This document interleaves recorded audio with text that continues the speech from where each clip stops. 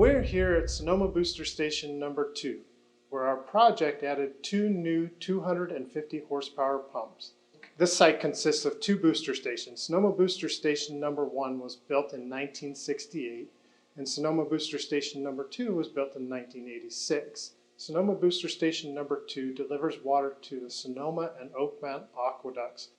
Not only did the project add the new 250 horsepower pumps behind me, but it included a new emergency generator, a surge control system which reduces pressure spikes in the pipeline, and new electrical and control components that improve the redundancy and reliability of this booster system.